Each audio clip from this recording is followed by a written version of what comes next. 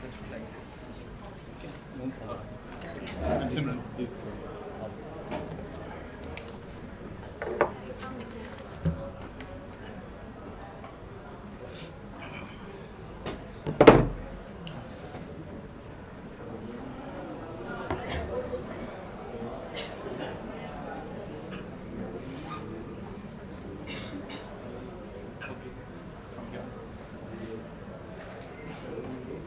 You do from here, or I can do. I can also do from here.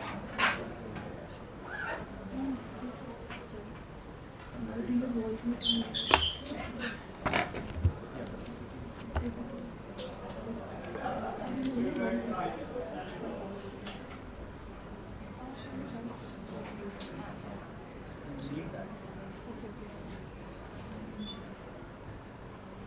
संभव अंग्रेजी Hindi mix या English Questions तो English में ही करते हैं. और वैसे हाँ, I mean, I think whatever we are comfortable. हाँ बता Audience, whatever. So, just to get a quick sort of check, is everybody comfortable with only English, or Mix. anybody not comfortable with only English? And so then I think we can just continue in English. Just Bhargavi and others. Yeah, we're just waiting for Mr. Jaltare. He's on the way. He's right here. In 1 minute, he'll join. His flight got rescheduled. He's just here. Okay. Loyally done, loyally done. We were working on Ministry of Renewable Energy access to bioenergy sector. So we reached out and we tried to get an estimate, but then we thought that supply chain, let's not touch it. So I will summarize the movie also for initial review for this CBC. Okay. For you. IFG, Indian Federation of CW. So yeah, we have some CBG. All right, I think we should not waste any more time. He's here.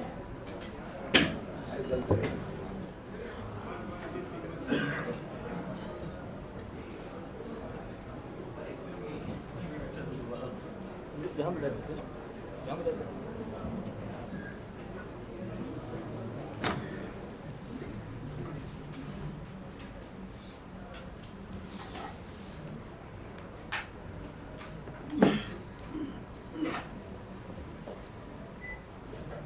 Okay, good afternoon, everyone.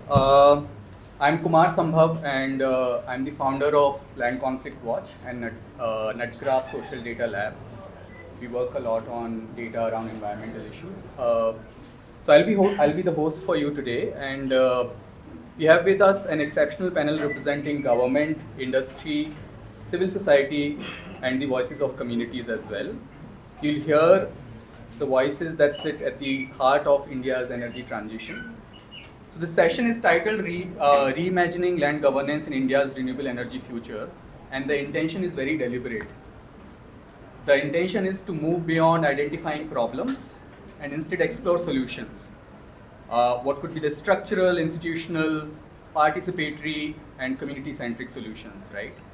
But in order to make sure that we are not spending too much time on understanding the challenges, and yet we are broadly on the same page, I would try and put in context the core challenges that we have been coming across or identified through the work of very learned panel here and otherwise, so that we know that these are the main challenges that we are dealing with, and then we can sort of start discussing what could be the way forward from there. Just to lay down the context, so we have India has over 500 gigawatt of renewable energy target by 2030, and if you see each megawatt, according to the government's own estimate, requires about 4 acres of land. That basically means that even if a fraction of this capacity is at utility scale, we are talking about land footprint that spans entire districts, right? So that's the kind of land we are looking at for renewable energy. And in a country like India, where land is scarce and there's so many sort of competing demands, we naturally are facing a lot of challenges with land governance for renewable energy. In some of our work at Land Conflict Watch, we documented from across the country 40 large land conflicts that are arising out of renewable energy projects. They affect close to 50,000 people. They also span over about 32,000 hectares of land. Over about 21 gigawatt of planned RE capacity is sort of affected by these conflicts. And over about 7.3 gigawatt is already stalled because of land conflicts. So, right, we're dealing with a major challenge around land.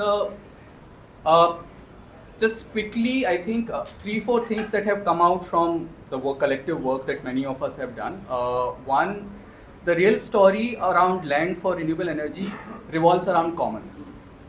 Unlike other sort of industries or extractives, which are either sort of concentrated in forests where mining etc. happens, or private land acquisition is a major factor in infrastructure development projects, RE requires barren land, which is largely comes through commons, which is pastures, grazing land, etc., which sit at the center of marginalized communities, right? So these are living landscape for many marginalized communities.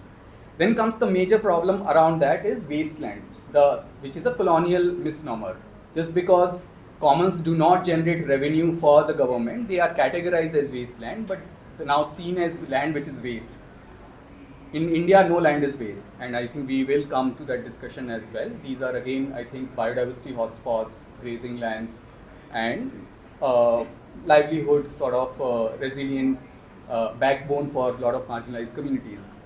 Then there is problem of unregulated land aggregation and acquisition, which is a big growing risk. There are price distortion because aggregators work, land agents work, who sort of acquire land from marginalized communities and then sell it at much higher price.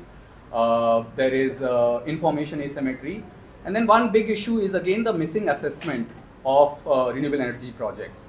There is the RE projects are exempted from EIA, Environment Impact Assessment, because these are clean, green energy projects which are the priority and they should be.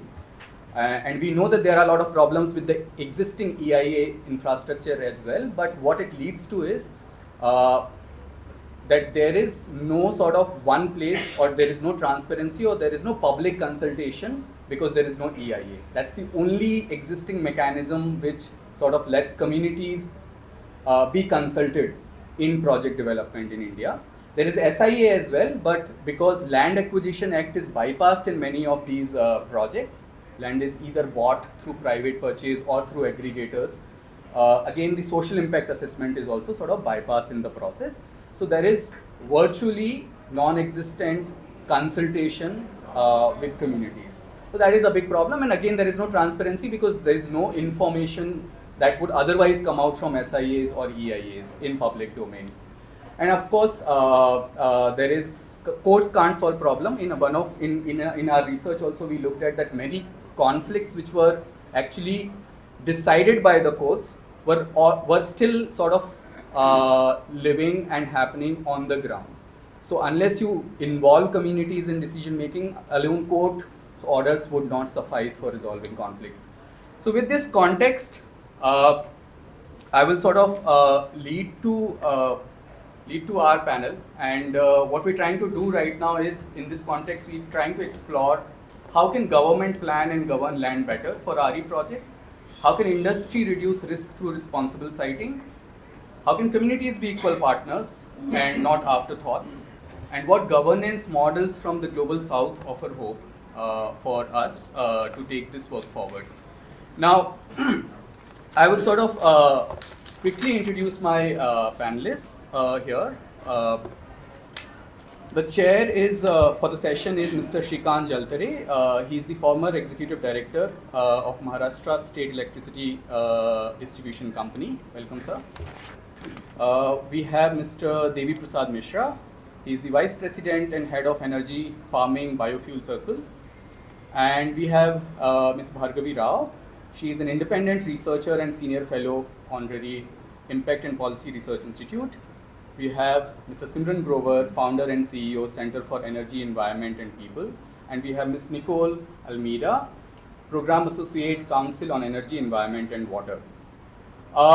What I'm going to do is I'm going to come to each one of you in 3 rounds.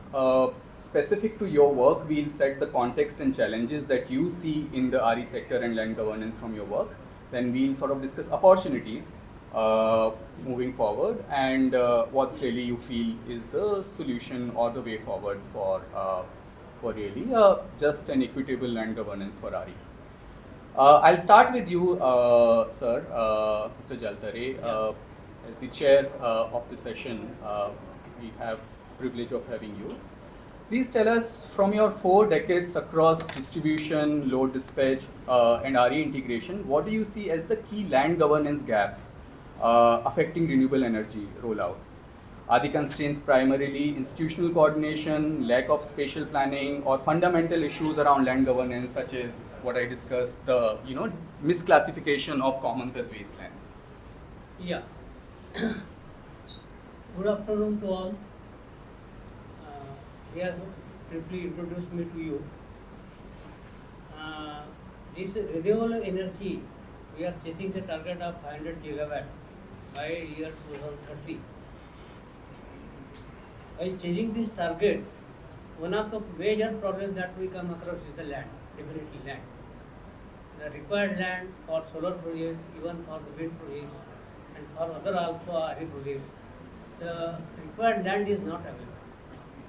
So in this today's session, without discussing any problems in acquiring the land, I would like to share the success story of Maharashtra with you all people, and how the land for 16,000 megawatt capacity has been required and procured by Maharashtra. So that story I would like to share with you all people.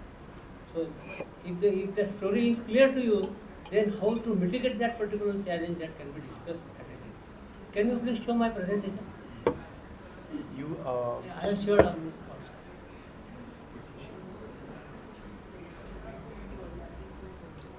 It's on your WhatsApp. Can you use the mic to share it? This is for the recording. Yeah. We don't have a mic. No, mic is not required. My But can you share it now? We don't have the presentation It is on your WhatsApp. on my WhatsApp.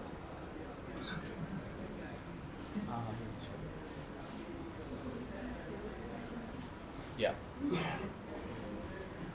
So, sir, while we are setting it up, we just want to keep talking about that project, and then we'll just take, I think, a minute to set it up. Actually, if you look at the scenario of the state of Maharashtra, you will find that it is having highest number of agriculture consumers in the state of Maharashtra. There are round about 45 lakhs of agriculture connections in Maharashtra, with 10 millions of farmers in the overall state. So, taking into consideration of the present power scenario, it was not possible to supply them daytime power due to certain constraints in the power situation. So what actually the Maharashtra was doing, it was supplying half of the load during daytime and half of the load during the night time. So kind of the electricity was supplied on a rotational basis. For 3 days it is given during daytime, and during 3 days it is given during the night time. So naturally this was a very big problem in the Maharashtra. Farmers have to go to the field in the night hours, so they were as such facing a lot of problems while irrigating their lands. So, in order to solve this particular difficulty, our Honorable Chief Minister came across his visionary idea of providing Mukhyamantri Saur Krishi Vahini Yojana. Under this Mukhyamantri Saur Krishi Vahini Yojana, round about 16,000 megawatt capacity has been added as a distributor RE projects through a solar project. But for 16,000 megawatt,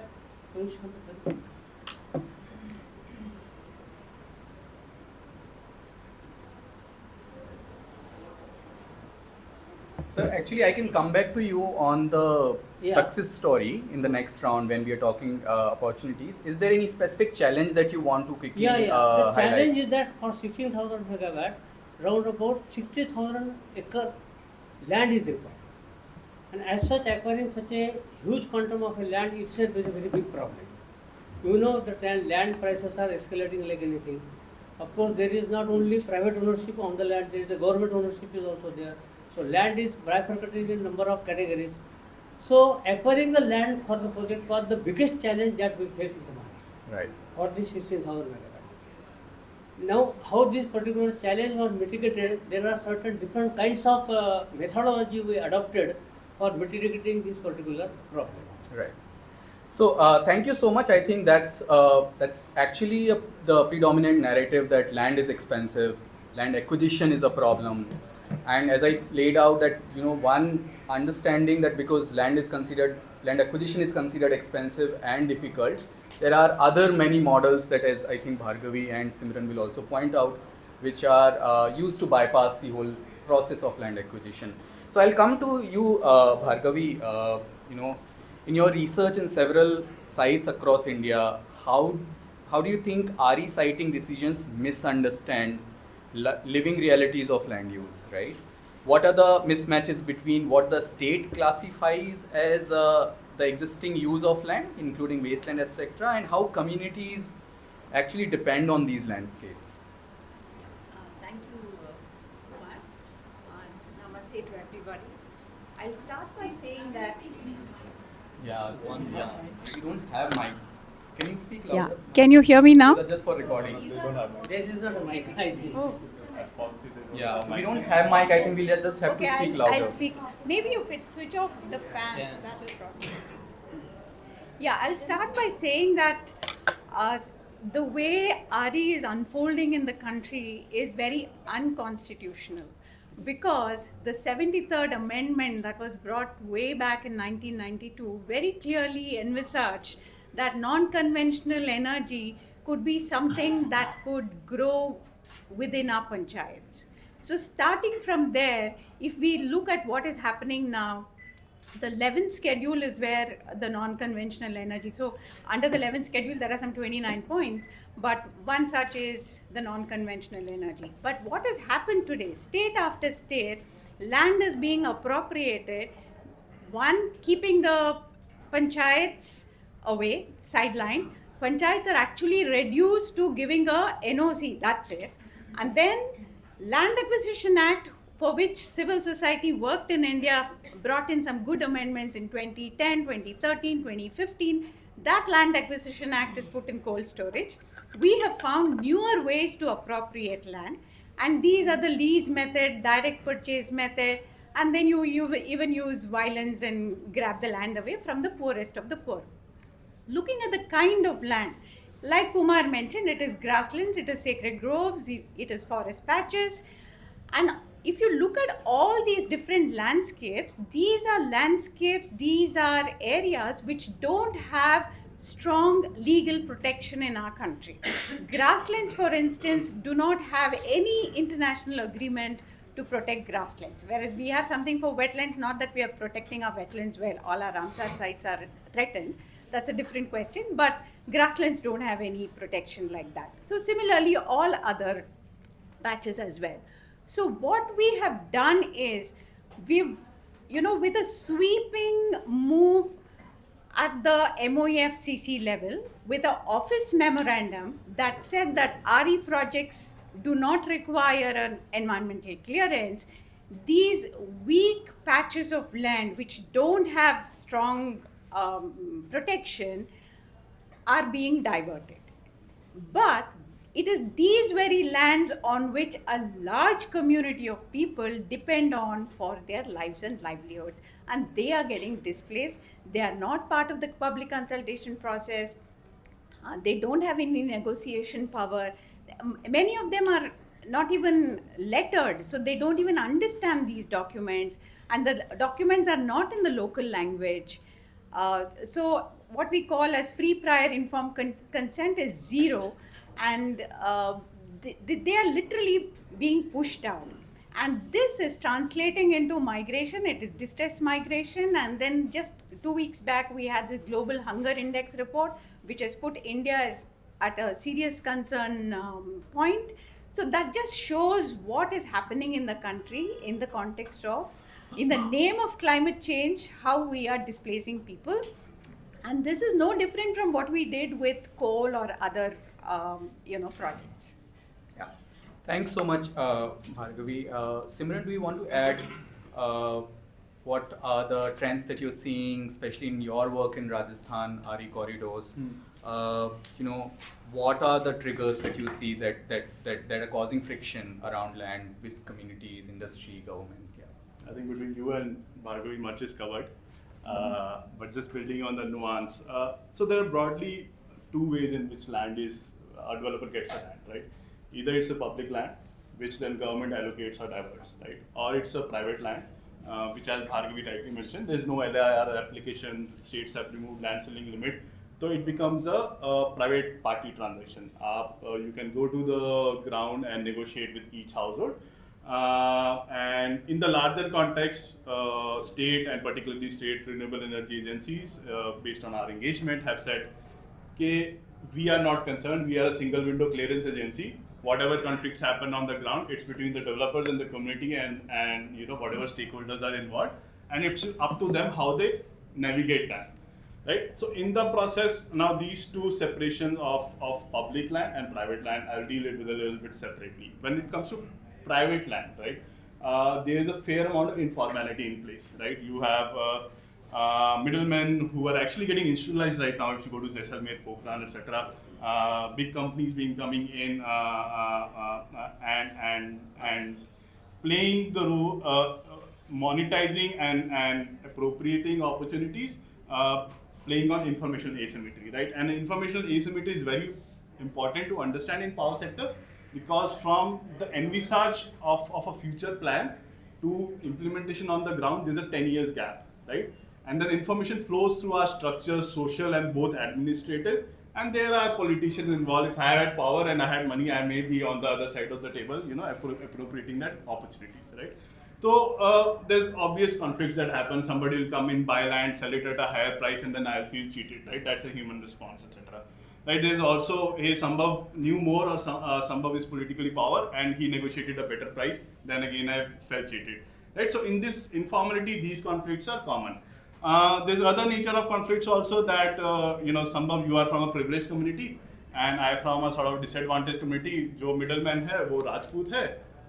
And it could be any upper caste community or dominant caste.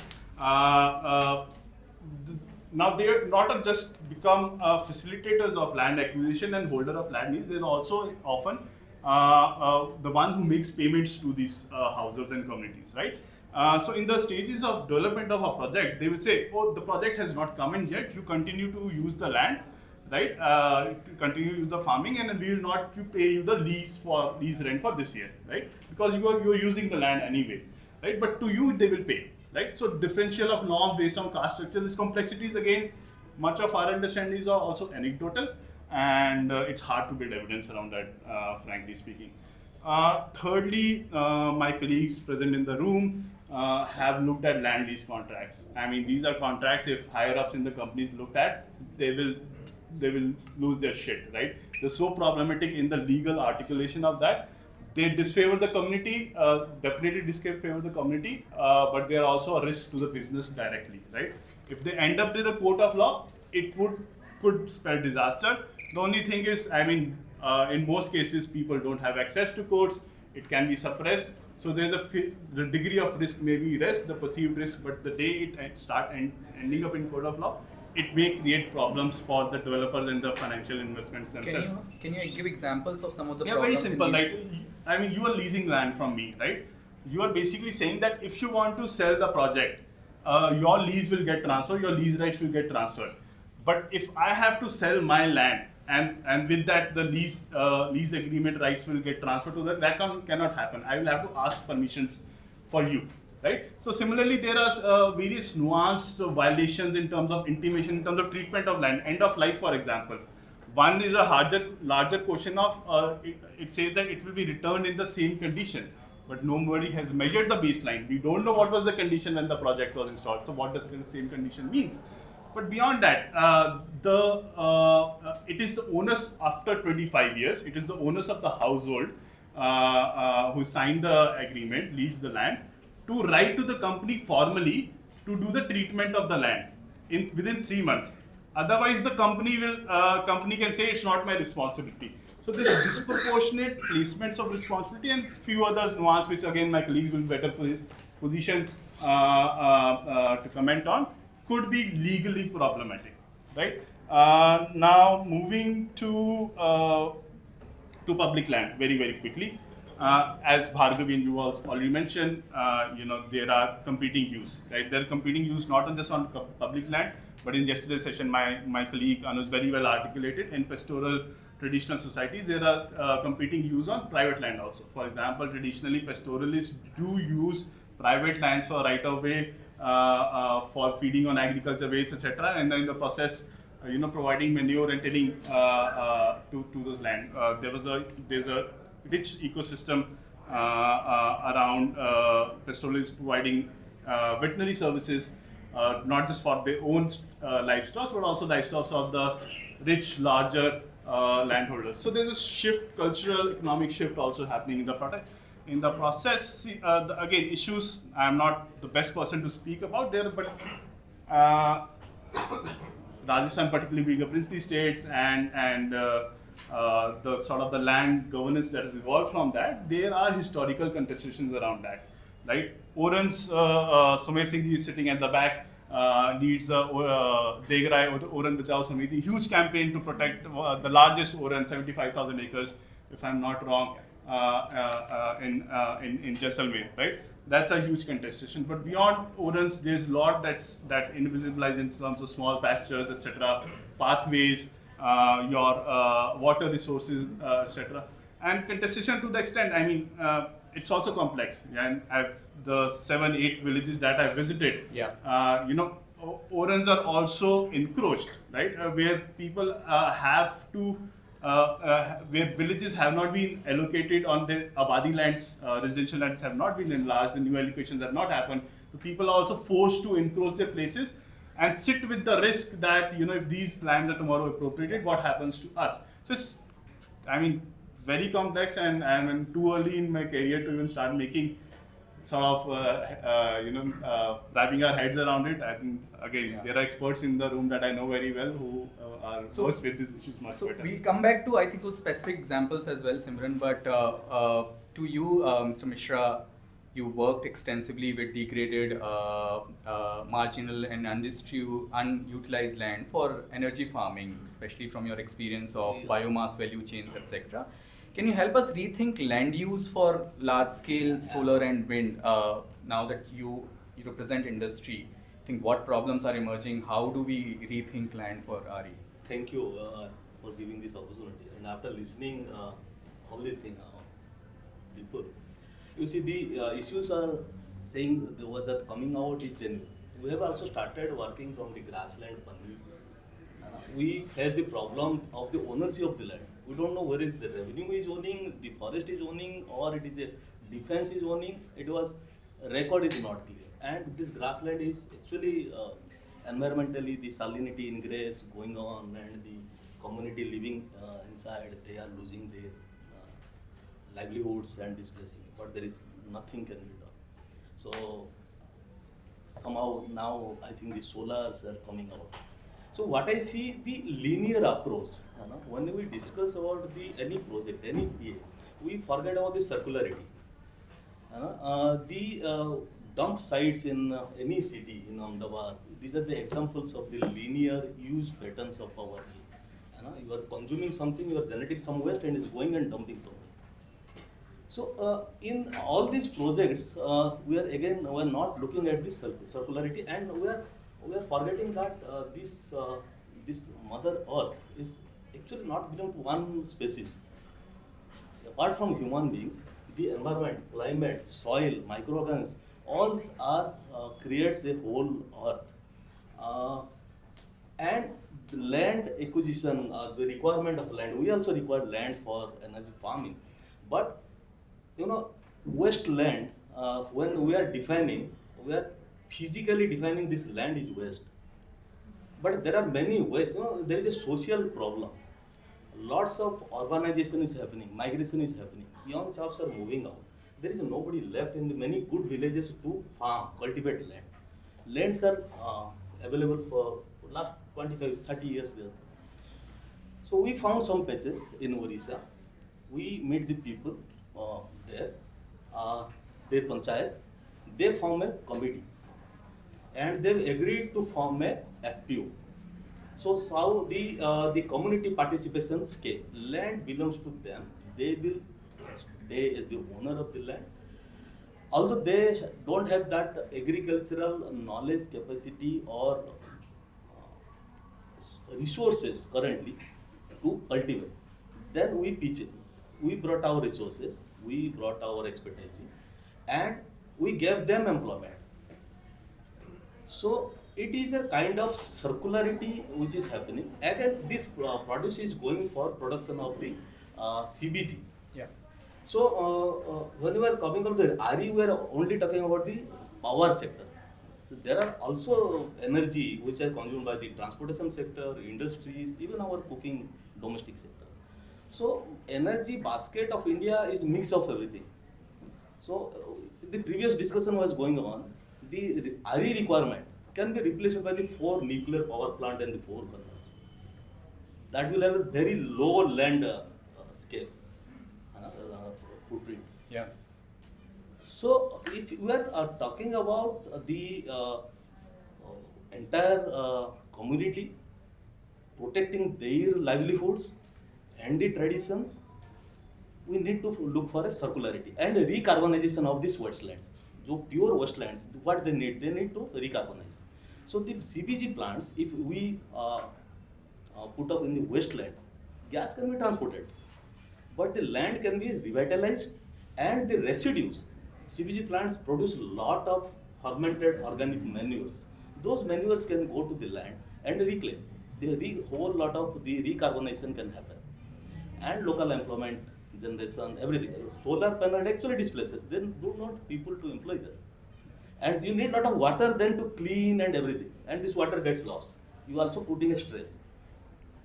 So this is kind of the project gives a midway to the challenges, and this can also address the energy sector, power generation also. There can be decentralized power generation from this gas also, where there is off-grid, microgrids can be set up from the methane gas also. So, no, I think you made very interesting points. I think we probably good examples need to be learned from other sectors as well. Now I'll come to you, Nicole, and deliberately I am coming to you in the end because Nicole you work at the intersection of many stakeholders. I mean, you are part of a civil society coalition that works with industry, government, civil society, communities in sort of finding pathways for responsible energy. So in your work, from your engagements with different stakeholders, what does it reveal about, what do you think is the biggest disconnect between policy intent and the operational practices, especially on consent, consultation, grievance redressal, or compensation framework? Yeah, thank you so much for inviting. So when it comes to the biggest disconnects, I think some have already been highlighted. So India has this vision of going net zero, and even if we model for nuclear, we would require around 7,000 gigawatts of like renewable energy of solar and wind alone. And that translates, we were discussing in an earlier meeting that translates to around 5.4% of India's land, which is the size of Gujarat. So the scale that we're talking about to meet those long-term targets, the scale is huge. Unless, even like decentralized happens at a smaller level, unless we are able to really amplify that. So the scale that we need for solar and wind is huge. While that's the policy intent, we see that renewable energy is facing a lot of on-ground issues, and as Simran said, most states have put in these single window clearances. Most states have actually left land procurement mostly, unless it's a solar park, to your developer, right? Where actually, if you want to meet those targets, the state governments, the nodal agencies for renewable energy can do a lot more. And that is one of the projects that I work on. Can the state actually identify low impact sites, right? So that includes understanding what are parcels of cultural significance, what are parcels of land that might have some migratory birds, right? how can we identify? So Gujarat and Rajasthan is another case, because here a lot of the low risk sites have already been, even those low risk are not really low risk, but the sites are less. But in especially other states in India, can we actually identify those low impact sites? So here there's a huge disconnect when you have a policy goal, but you're not actually putting in enabling systems for private sector to use those say identified sites and then start deployment. Another huge problem is the setup that we have in India, which is tariff-based bidding, which has reduced the price of renewable energy to one of the lowest in the world actually in India, which really means that it's the lowest bidder wins the tariff. By doing this, we have completely ignored, say, the cost and price of your your social criteria, of environment criteria. And one of the things we really want to do in the future is, can we have non-price criteria in tariff-based bidding? And it might seem like, oh my God, what is this? But this happens in Europe, right? So 30% of a state's tendered capacity should come through non-price criteria, or 6 gigawatts, whichever is lower. And they have included aspects such as climate resilience, biodiversity. Can we not, through our tendering agencies, include some of these non-price criteria in the entire bidding process? Another huge problem is the developers themselves. So while there are some, so these developers, these big companies, they'll have a sustainability team, they'll have a land team, they'll have a project development team, and say for instance, if the developer's getting international funding or finance, they have to by any way follow say IFC performance standards, ATP safeguards. They have to do one of these two, and these are not all developers, but I'm just giving an example. So your sustainability team and your finance team is sure that okay, this is what we do. We take free prior informed consent, and this is how it's going to go. But on ground, that doesn't really happen. And when we speak to the folks who are on ground, they'll say that your project COD commercial operation date. So you have 18 months to build your RE project. 18 to 24 months, it depends. They're like, your COD dates are so, like, it's 18 months. How do we do ESI, environment social impact assessment? How we do make a plan? How do we get free prior consent, right? Which brings me back to the main point on your state and the laws of the land, right? Which are in such a structure that is not allowing for, in a way, responsible deployment. Yeah. No, I think thank you everyone. That really lays out the scale of the problem, and I think it's not small. Probably we are looking at one industrial sector which is going to be the most land intensive in the future, and it already is, and it has many problems, legacy problems that the extractive industry and which actually led us to the climate mess had, and now we are looking at a climate solution which again has the same problems, and we're still, I think, all stakeholders are struggling to figure out what's the right way to go ahead with so many problems that are sort of being highlighted. So let's move to what you think from your experiences could be the opportunities to sort of move forward and have some kind of understanding or better sort of governance of land. I'll come back to you, Mr. Jaltare. You, from your experience or any government initiative that has worked well, that could give us some learnings of how to go forward, you want to sort of go through this particular example, please? Yeah. Actually, sir has rightly pointed out that ownership of the land itself is a big problem that we have come across. कोई भी land के पास जाता है तो पता नहीं रहता है कि फॉरेस्ट की लैंड है कि रेवेन्यू की लैंड है कि कोई किसी की लैंड है, and acres of the balanced land is available everywhere, which is unutilized till date. Now, since we are chasing about the target of renewable energy, why not to utilize such waste land for our projects? As on today, the land is barren. No crops are developed on that particular land.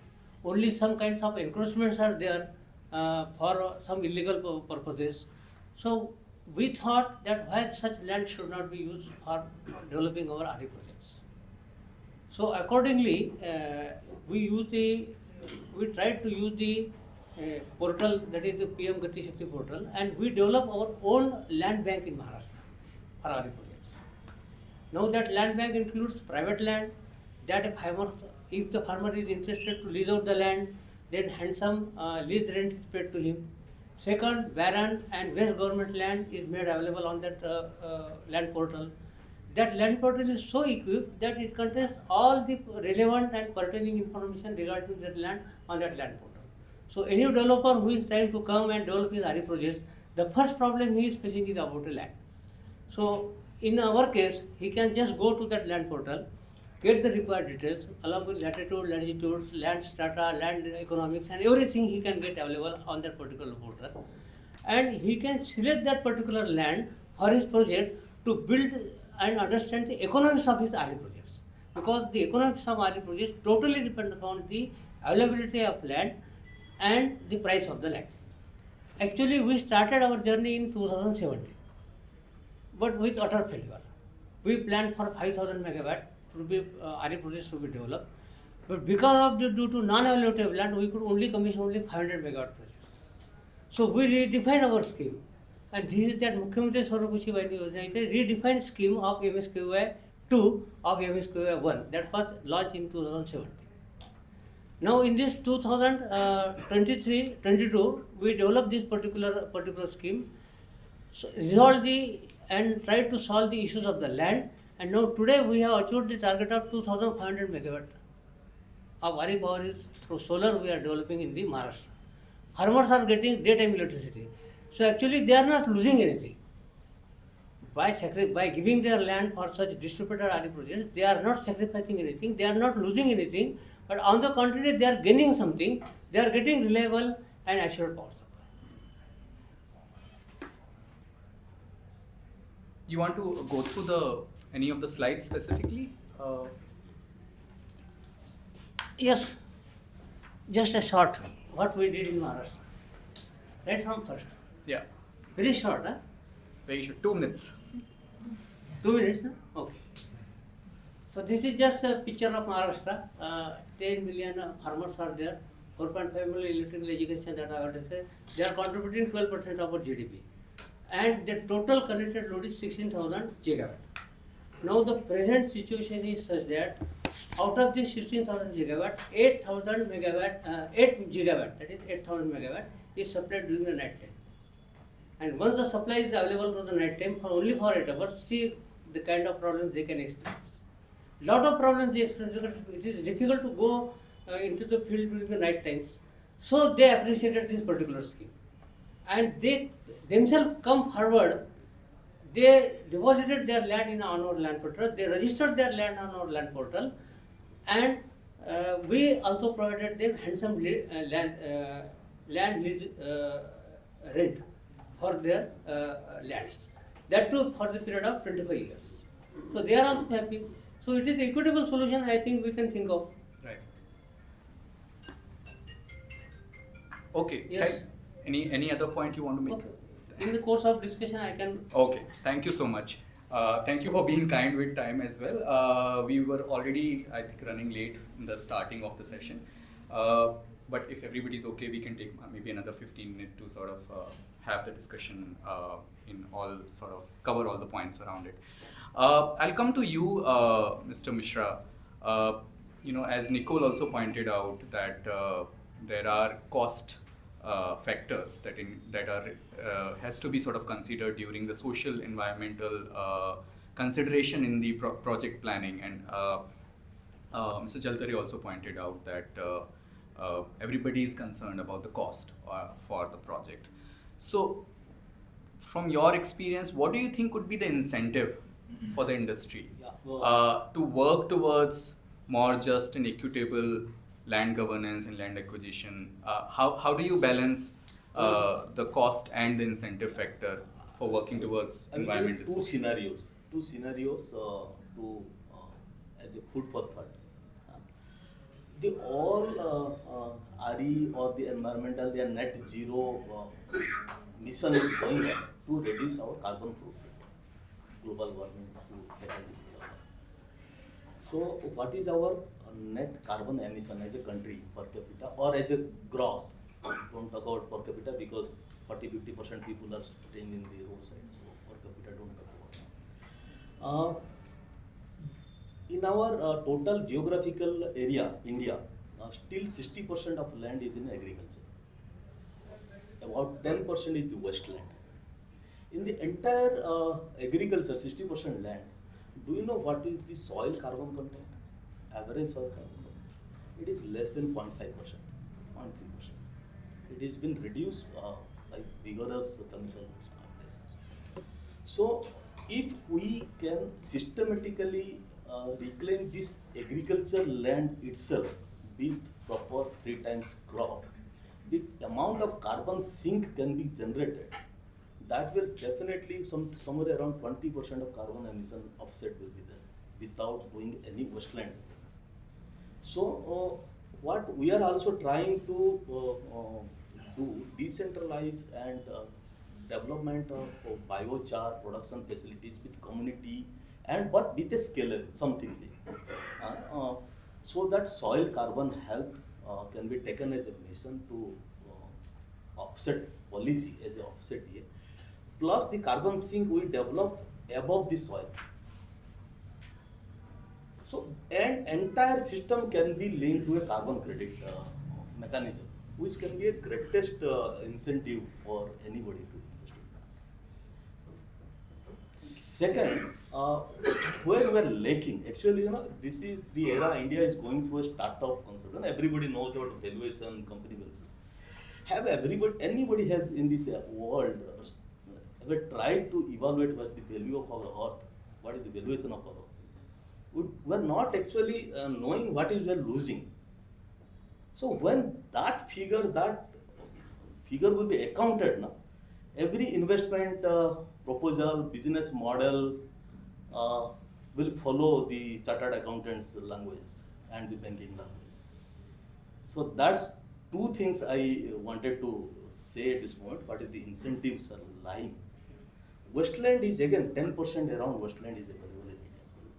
Categorized wasteland, where there is a lot of problems, but the recarbonization of these wastelands, developing the ecosystem, one of the major entity in India is the mining sector. You know, when the post mining land has to be reclaimed as it is before the climate ecosystem, whatever it was there, that is a big segment where we can focus. So if we need to link to the carbon finance or carbon economy, then it will be incentivized.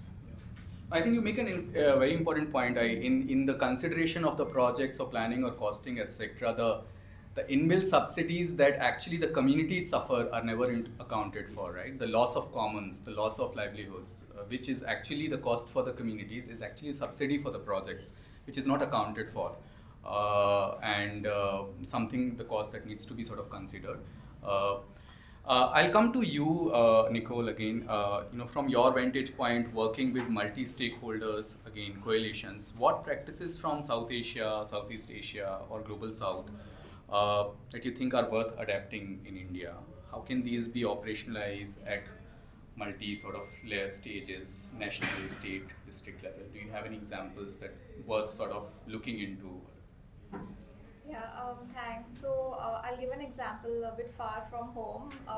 It's an example of this company called Melenquia, which is based in Argentina, and we recently had a discussion with them through the Responsible Energy Initiative, where we invited them to know more about their project.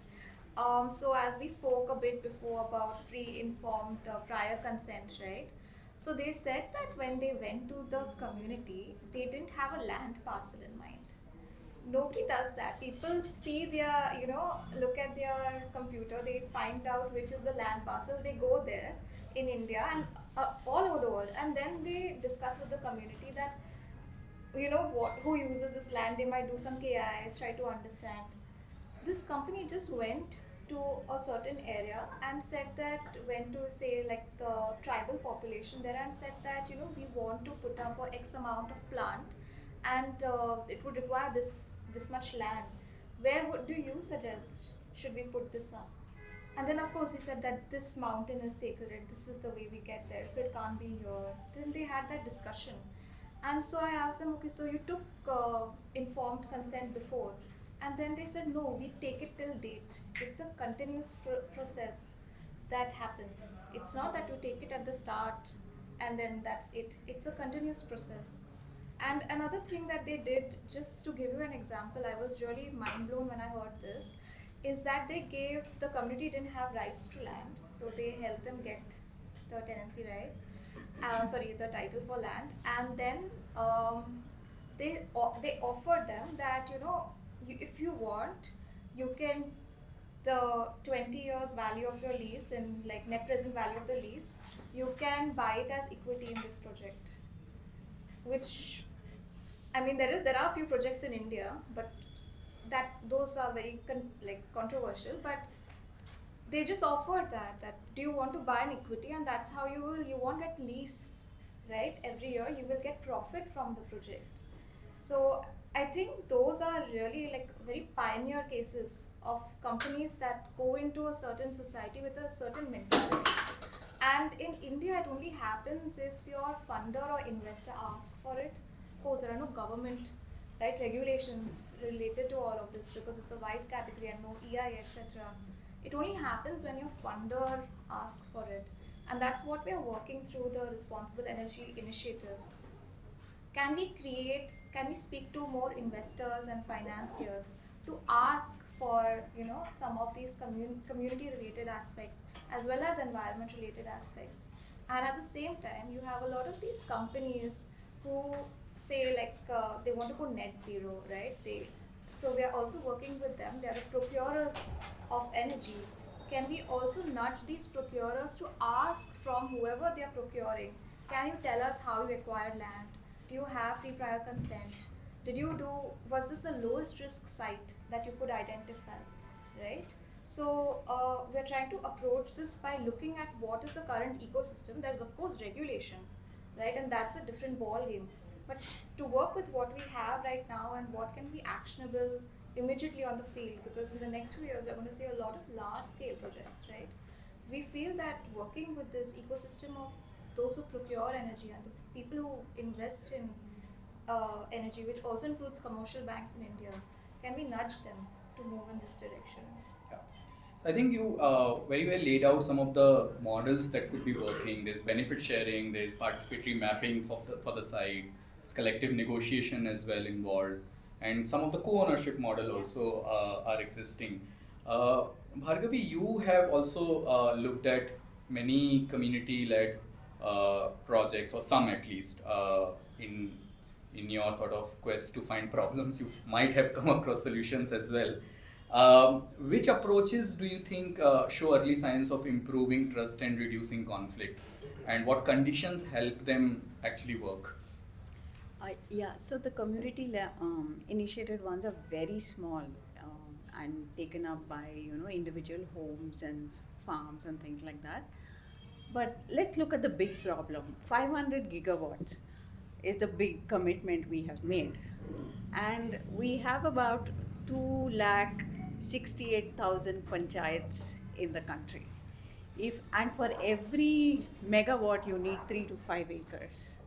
So doing a simple math, 2 megawatts per village per panchayat will help reach that target. And that 2 megawatts need not be solar, it could be hybrid, it could be anything that the local panchayat imagines as renewable energy, right?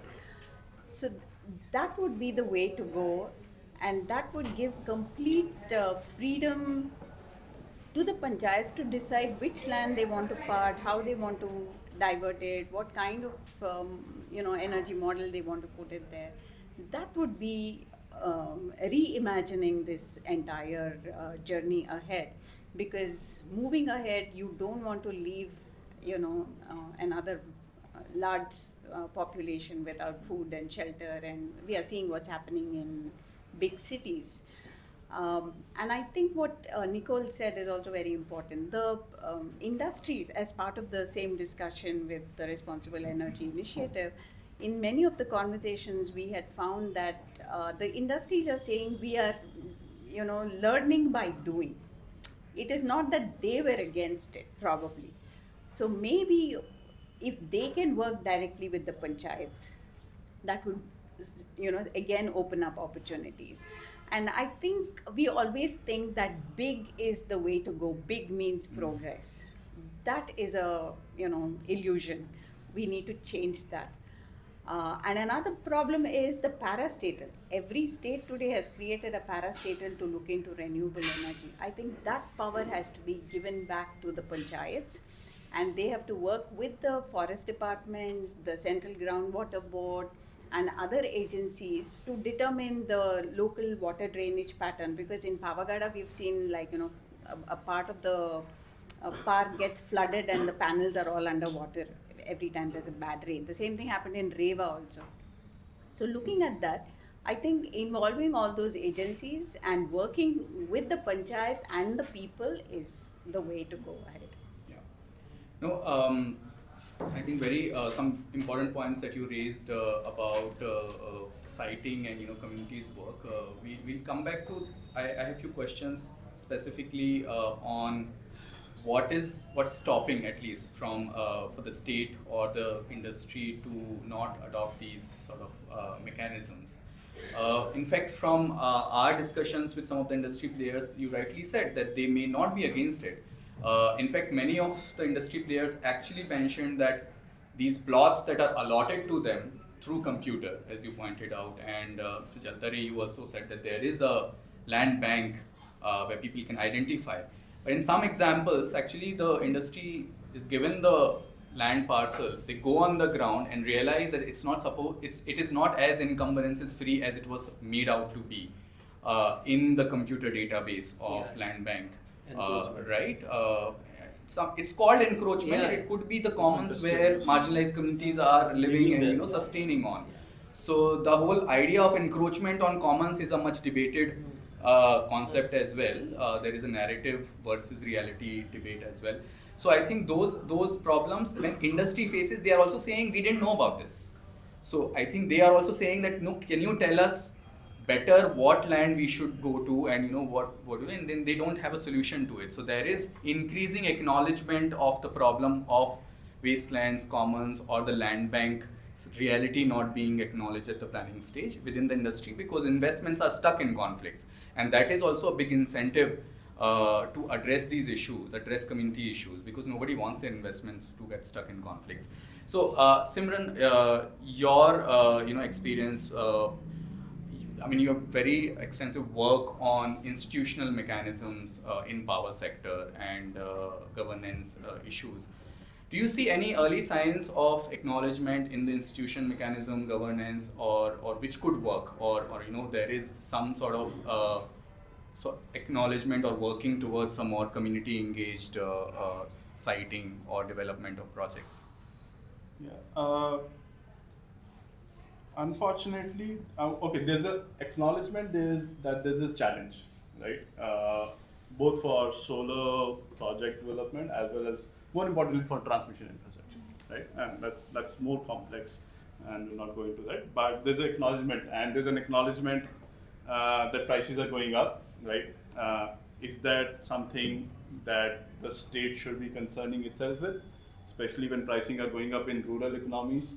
Right, your money is flowing to rural economy. I mean, my 2 crore flat is expensive in Jaipur, right? The 2 lakh per acre land is not expensive. I'm sorry, right? Especially when it is being appropriate to supply electricity to me and my peers, right? So there's a larger development justice questions, and unfortunately, the discourse on RE is muddled, as is the core case with all development work and major development projects.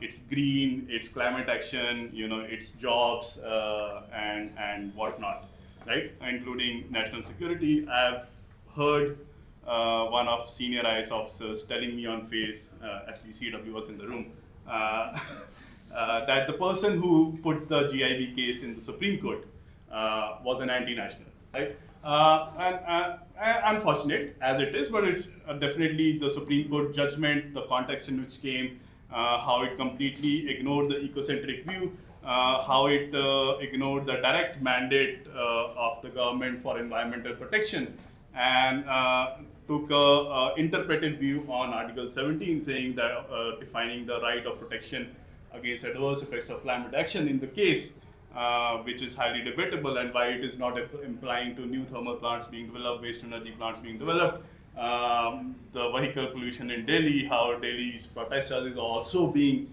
sort of being dismissed and pushed back.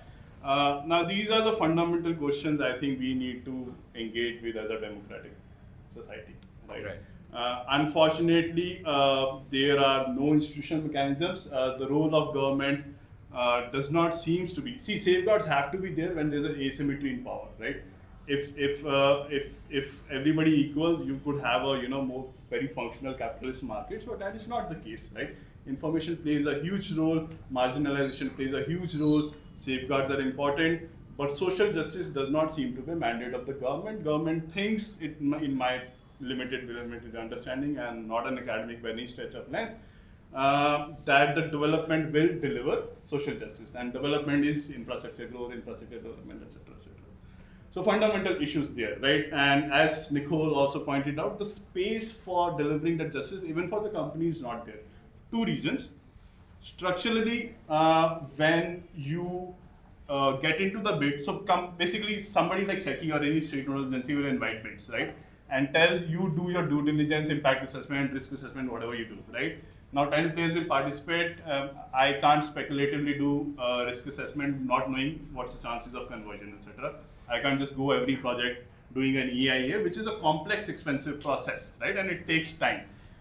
So that invitation with the bid to do your own risk assessment is unfortunately BS, right? So and the major structural change that needs to be there, that independent, community inclusive, transparent, and as transparent, like throw everybody thing in your face kind of transparency is what is needed, where everybody's really informed, even who does not understand the language, looking at the engendered issues of information, etc., caste issues and whatnot, right?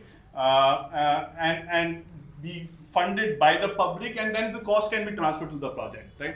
That's a structural shift that is needed to have any sense of mitigating these conflicts beforehand, because once the bid is done, it is practically the race to the bottom, right? That's what the the bidding reverse bidding mechanism is, which means that now the companies have already made some investments on the ground. They will make more. In the process, they will realize risk.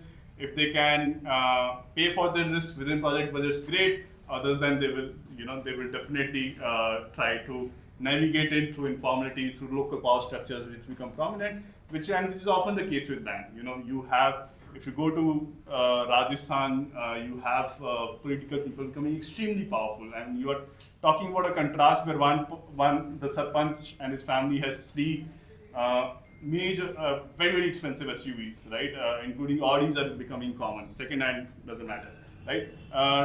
In the same region where even to get an ambulance, people have to pool 3,000 rupees so that the ambulance service can come to that outcast community, because the panchayat ambulance is not for them. Right. So, no, thank you for that. And I think we're just running out of time. We'll open up for questions. But before I do, quickly, like a very lightning speed, one comment from each one of you in say 30-40 seconds, please. So, Mr. Mishra, what do you think is the one voluntary standard that the RE company should adopt to make land governance more fair and just? Inclusiveness. Okay. Nicole, one coordination mechanism India needs for responsible, inclusive RE land governance? I'd like to think that there is the intent of companies to be more responsible, and it's in self-benefit. It will be smoother project deployment. It will be better ESG ratings. To enforce it at the start, I think more coordination between procurers, investors, and financiers with these developers. Okay. Bhargavi, one safeguard that must be non-negotiable for vulnerable communities in RE land decisions. Yeah, their lives and livelihoods, so RE has to coexist with local livelihoods. Simran, one institutional reform that could genuinely center the communities at the heart of transition. I'll say two very quickly. One is complete public disclosures of any long-term infrastructure development. and integrate it with the pre-bid EIA? Sir, as the chair, I'll let you have the last word. One actionable state level reform that could immediately reduce land disputes, land conflicts around us. Yeah. In the case of Maharashtra, we intended to build up the 16,000 megawatt capacity in the period of 18 months. So we all know for 16,000 megawatt, we need land to the tune of 64,000 acres, which itself is a huge land requirement. I am proud to say, in Maharashtra, we have acquired 50,000 acres of land so far for all these projects. So, going through my experience, I can only comment and say two things. One thing is that government intervention is required in completing. If at all we want to achieve the target of 500 gigawatt by the end of 2030, particularly for this land aspect, government intervention will be required. Government willingness and will be required to make this project successful. That is the first thing. And second thing, whatever the problems, social problems, community problems, if we at all we want to address all these kinds of a problem while acquiring the land, there certain set of regulations are required. And I think state electricity or state regulatory committee should be assigned to that particular job, so that a proper regulation can be come up, so that all the facility can be mitigated in a very proper. Okay, thank you so much. I'll just open the floor for questions. Yes, sir. I'm SP Gangesh. I'm from ITF Ahmedabad. Two quick questions. First is that we are looking at a scenario where people will become energy independent. Now, energy independence will mean that you would have renewable like solar or something plus BSS. You don't require grid power. Now, in that kind of a situation, the entire land allotment policy has to be changed. Today, in most of the states, it is geared in favor of the large corporates. For example, say in Maharashtra, Gujarat or Telangana or Andhra, they are saying that we should be green hydrogen. Green hydrogen means 500 megawatts at one place. The point is, why don't we look at the country as a whole? We have got large corporates and you got a very big MSME sector, micro, small and medium enterprises. These are not only manufacturing. Enterprises include service enterprises also. So hospitals, schools, colleges, now all of them can be motivated to move into this particular space by an equitable land allotment policy. It should not be restricted only to large corporates. Let it be thrown open to all the MSME and all the citizens of this nation. They can get the land at the same the kind of a level, because of the fact that renewable energy is completely modular. Today what we are driving is to replace the fossil power with obviously huge projects which is not efficient. Efficiency will come when we have got a combination of decentralized to a large extent with some bit of decentralized. So that's a point that I would like to make, and that will solve a whole lot of problems. Right. In Gujarat, for example, MSMEs are not permitted to put up these kinds of plants on the land that they may be able to get. So that particular thing will solve to some extent, Delta Regi, problem of land, because there are people sitting with their own parcels of land which they will be able to utilize. Because the prosumer, the last word is that we are looking at a situation where producer and consumer are together. So we are looking at a country of prosumers, not only consumers or producers. Right. Thank you so much. I think that was a good point. If anybody wants to respond, we can come back to them. But I'll take 2-3 questions in first round. And if you could also introduce yourself quickly and mention who the question is pointed to, that would be helpful, sir. My name is Purnendru Kabuli. Just two observations. One is about the carbon observation on what you call wasteland and so on. Actually, if you look at grasslands, wastelands, the latent carbon content is not on the surface, it is in the subsoil. So we really have very little understanding of carbon sequestration in grasslands because we are not accounting for subsoil carbon. The other observation I had was, why are we and who is it that is so uncomfortable with multiplicity of ownership rights? Why is it that a piece of land has to be owned by only one person? Traditionally, communities have been quite open to having multiplicity. I find that if I talk to capital, business also, they are perfectly capable of managing and understanding multiplicity of rights. The main source of discomfort is, I think, the government and the state, which is not able to be comfortable with having multiplicity of ownership rights. So I think this is some kind of discussion that we need to have as to why is it that this belongs to me and nobody else. How do we get out of that mindset? Yeah. Thank you, sir. Yeah, please. Hi, thank you for the panel. Very interesting discussion. My name is Harpreet. I work on just transition, so very interested in the intersection of social justice, livelihoods, and energy transition. My question is to you, sir, Mr. Mishra. You mentioned that you were able to create jobs for the local community through your intervention. Could you expand on that a little bit? Because in my observation and experience, the plants that I have visited, the skilled force that is brought in is from the outside, and the local community is hardly ever incentivized through jobs. They're very specific, unskilled jobs that bioenergy plants have provided so far to the local community. So your example is very enlightening if you can expand. So thank you. This like depends on the crop. If you are doing a forestry crop plantations like Pongamia or something like which goes for 10-15 years and there is no maintenance is required, so you don't need people to be engaged regularly. But in our project, we are growing actually a hybrid grass which is called Napier grass. This is a high yield and multi-cut, and it need maintenance. So local people has permanently per hectare wise there is minimum, and there is we have employed them. So it is like a regular employee. They are working on the field. For the skill, obviously we need agriculture graduates. But again, from the local state, they have been recruited and deployed. But the local people, they have given a permanent employment kind of thing. 12-month employment. It's not like seasonal farmers or seasonally. Of course, the numbers are linked to the acreage and their job work. There is 500 people who can't employ only 500 people, but fair amount, 50 to 100 people are getting employed with a 200-acre kind of module. So, Yeah. Sure. I mean, I have an interesting case, anecdotal still, but so there's Bhadla Solar Park and there's Nok Solar Park next to each other. Both are 1000 megawatt plus. One had the advantage of being an early starter, that being the Bhadla, and Nok came a few years later.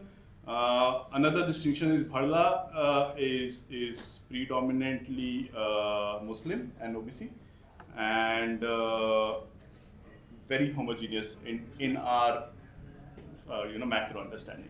We've not done detailed ground level surveys. There's Nok, which is very heterogeneous, right? Between the two, we saw stark contrast in distribution of opportunities, right?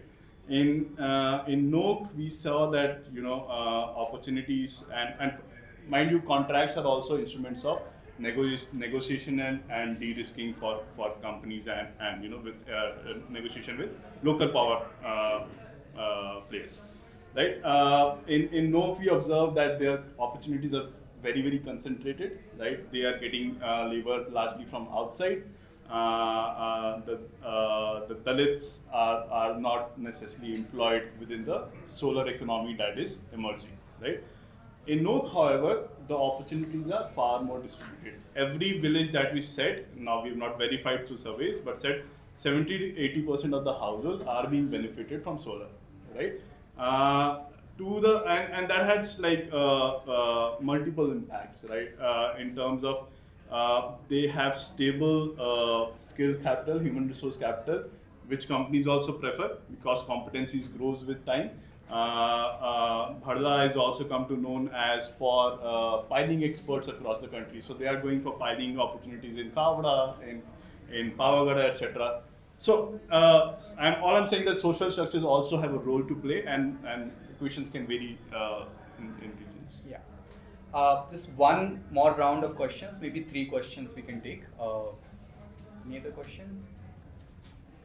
Yes. So Yeah, Samiksha first and then come back to you. So my finances, particularly international investors, can be nudged to address the issues around value. At the same time, you mentioned how land sites can be identified in, let's say, various states for addressing the issue at hand.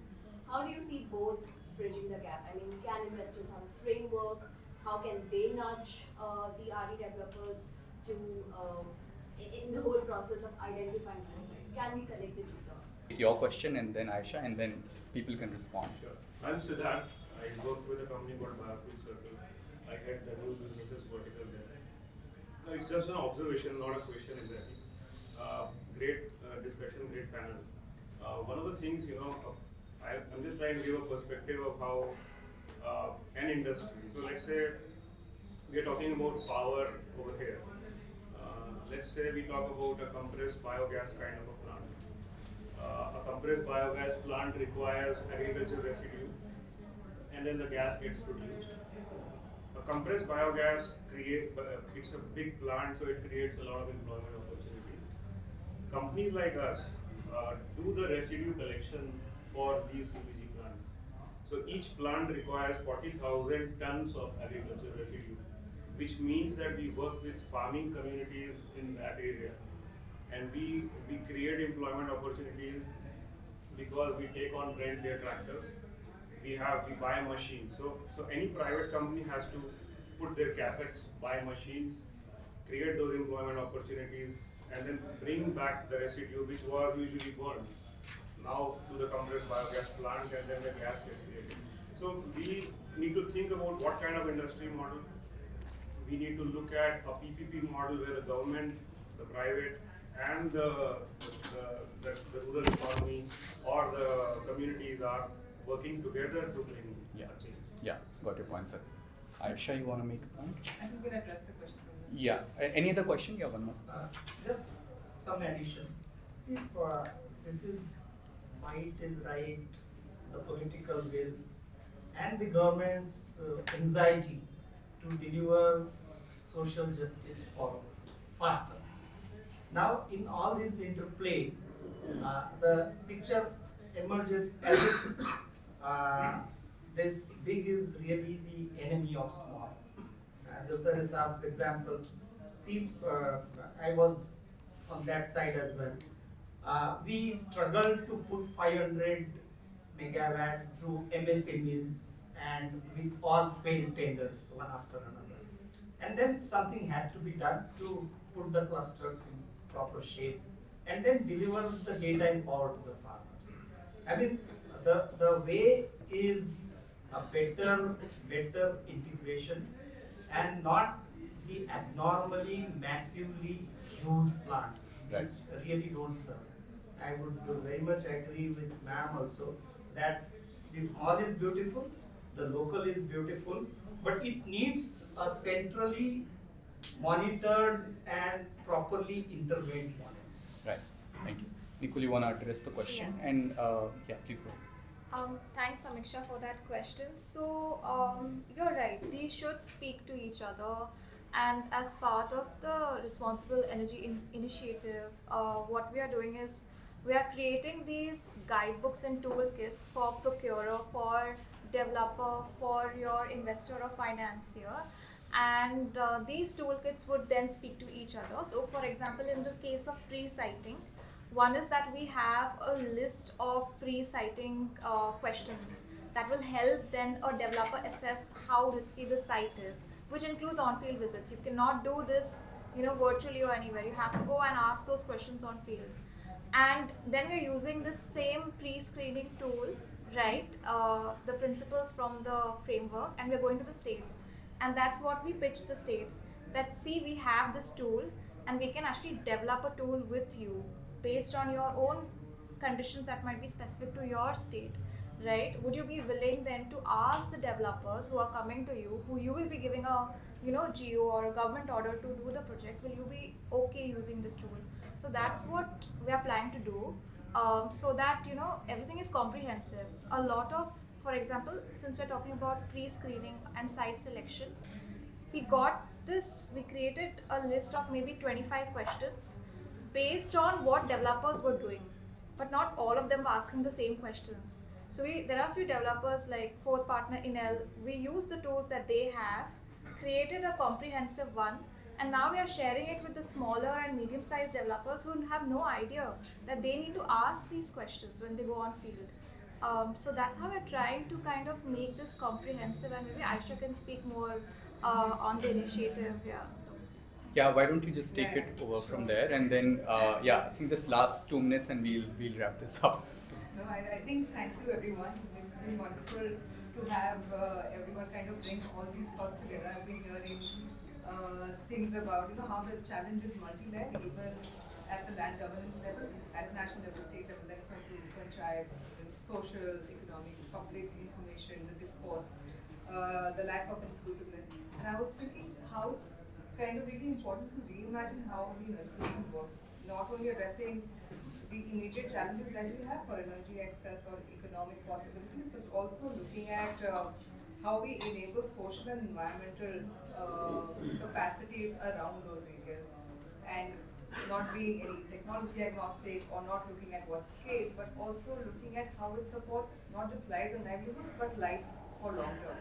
So that's where my thought went, and I think that's what we're trying to do. We see that energy transition is happening, and we're seeing that we have a massive kind of target of 500 gigawatts, and we're trying to go fast, but it's still not fast enough. I think it's still around halfway point to 50 to 60 of installed capacity, and we're just 5 years away from it. So what does it kind of need? It kind of needs to reimagine how we look at energy systems as well, and not looking at community or social aspects as an outcome of some study or a need assessment, but actually building those models within either co-benefit models that I think Mr. Mishra and I think Nicole also mentioned something from Argentina, co-research. There's inklings and starting points of certain models where we're looking at financial transfers or skill building, or there are even examples where there are communities who are shareholders in certain regions of Africa, I think Tanzania and Kenya, if I remember the examples correctly. But how are we actually kind of changing the mindset level in India? How are we changing that ownership conflict? I think we've seen it as part of the legacy issue too, whether it's forest or now renewable energy or mining. Who owns them? Why about what's about ownership? How can we share that ownership, and what benefit it brings to the larger people? How can we make that model people-centered? And I think that's what we are trying to do with Responsible Energy Initiative, which is an action inquiry where we're trying to ask the right questions with all the people around. It's not only just CSO, it's about industry, it's about governments, it's about learning with each other and asking, bringing forward the questions we need to ask right now to bring an energy system of the future.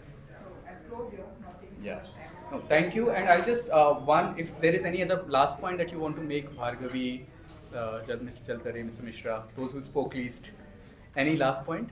No? So the integration should happen, the developers and the this community and the land, so that the way forward can be progress. Right. So it's prolonged from the discussion table to the Thank you so much, and I really thank all the panelists and speakers for being mindful of the time as well, and also making time for this session. And to the audience, it was a full house. Thank you so much for turning up for this. Please look up for each of our work, SEEP's work, CEW's work, Forum for Future's work on responsible energy, and contribute and send suggestions of what can be done better. You can check out Land Conflict Watch's work on renewable energy conflicts database. There is a database that you can check out. If you have leads from your regions where you think conflicts is happening and we need to document, there is a link there. You can send us leads and we can document that. Even you can also document, you can tell us about positive initiatives that are working with community engagement. We would like to document that as well. So send us leads, there is a link there. And let's continue engagement for that. Thank you so much for your